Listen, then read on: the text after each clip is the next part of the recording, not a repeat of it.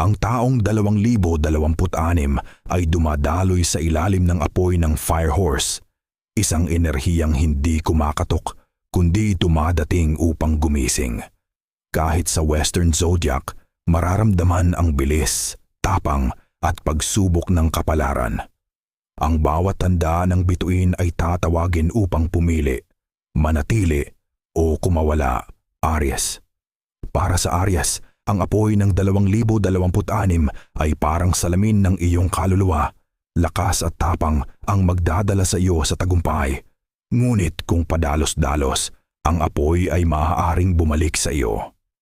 Ang tunay na tagumpay ay nagmumula sa disiplina. Taurus. Para sa Taurus, ang Firehorse ay yayanig sa iyong mundo. Ang mga kinakapitan mo ay maaaring mawala.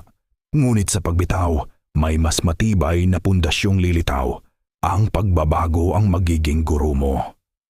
Gemini. Para sa Gemini, ang 2026 ay taon ng mga salita at desisyon. Ang iyong boses ay may kapangyarihan, makapagpapalaya o makakasunog, pumili ng katotohanan, sapagkat ang kasinungalingan ay mabilis mabubunyag. Cancer. Para sa Cancer, ang apoy ng taon ay tutunaw sa iyong mga takot. May emosyon na kailangang harapin, hindi takasan. Kapag natutunan mong tumayo sa liwanag, ang iyong puso ay lalakas. Leo. Para sa Leo, ito ang taon ng pagningning. Ngunit ang liwanag ay sinusubok ng anino. Kung ang ningning ay para sa sarili lamang, may kapalit. Kung ito'y para sa iba, ang kapalaran ay kakampi mo. Virgo. Para sa Virgo, ang 2026 ay taon ng pagbabalik loob sa sarili.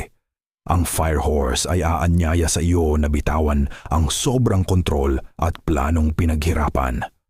Ang mundo ay magpapaikot ng mabilis, ngunit sa bawat pagkilos ng apoy, matutuklasan mo ang lihim na ritmo ng kapalaran.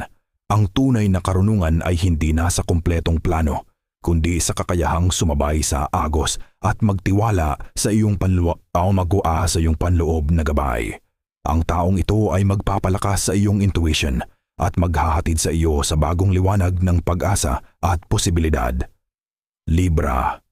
Para sa Libra, ang balanse ay masusubok. May mga desisyong hindi na maaaring ipagpaliban.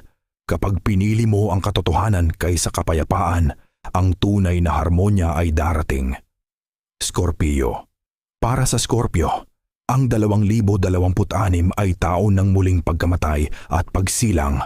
May lihim na mabubunyag sa sarili o sa iba. Huwag matakot sa pagkawala. Dito ka muling lalakas. Sagittarius. Para sa Sagittarius, ang apoy ng Firehorse ay hudyat ng paglalakbay, pisikal man o espiritual. Ang mga hangganan ay mawawala at ang pananampalataya ang magiging gabay mo.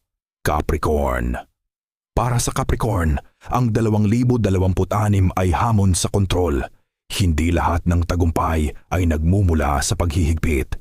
Kapag natutunan mong magtiwala, ang kapalaran ay kikilos para sa iyo. Aquarius. Para sa Aquarius, ang taon ay puno ng revelasyon. Mga ideyang nauuna sa panahon ang lilitaw, ngunit ang apoy ay nangangailangan ng direksyon. Kung hindi, ito'y mawawala sa hangin. Pisces. Para sa Pisces, ang Firehorse ay magdadala ng malinaw na panaginip at matitinding damdamin. Ang ilusyon ay mawawala at ang katotohanan ay lilitaw. Sa pagtanggap nito, makikita mo ang iyong tunay na lakas. Ang 2026 ay hindi taon ng katahimikan. Ito ay taon ng pagpili. Sa ilalim ng apoy ng Firehorse, ang bawat tanda ng bituin ay tinatawag upang tumakbo, magbago at magising. Ang tanong, susunugin ka ba ng apoy o ikaw ang gagabay dito?